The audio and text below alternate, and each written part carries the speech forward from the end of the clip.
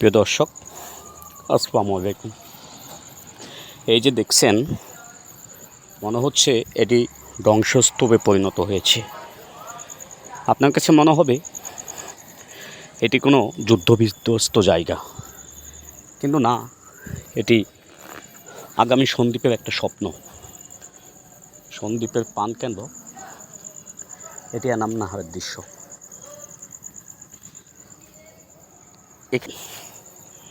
বর্তমানের জন্য কত লোকের স্বপ্ন যে ভঙ্গ হয়েছে সেটি ভাষায় বোঝানো যাবে না।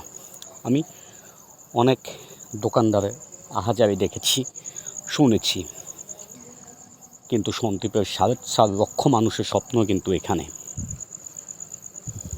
এটি রাস্তা মেরামতের জন্য দোকান ঘাট ভেঙে ধ্বংসস্তূপে পরিণত হয়েছে সত্যি, তবে আগামীতে একটি স্বপ্নে সন্দ্বীপ পরিণত হবে।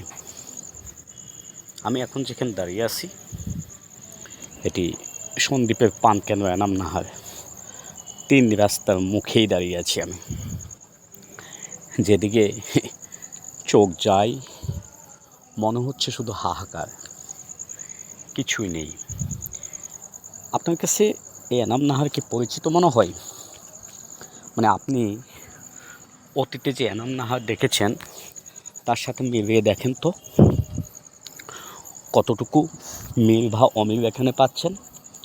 এবং আগামীতে যখন এই এনাম নাহার আবার এনাম নাহারে পরিণত হবে, সেটাও আপনার সাথে হয়তো মেলানো সম্ভব হবে না।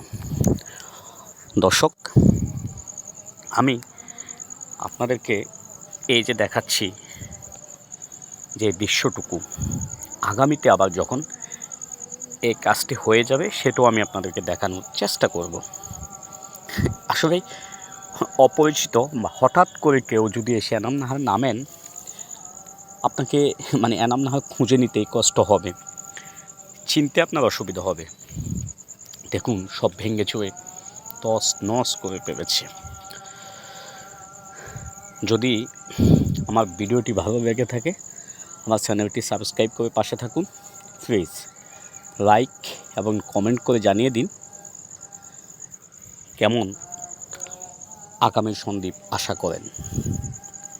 আমরা আসলেই আগামীর জন্য, আগামীর স্বপ্নের জন্য এই ধ্বংসস্তূপ, সন্দ্বীপের মানুষের দীর্ঘদিনের আকাঙ্ক্ষা বাস্তবায়নের জন্য এই ধ্বংসস্তূপ,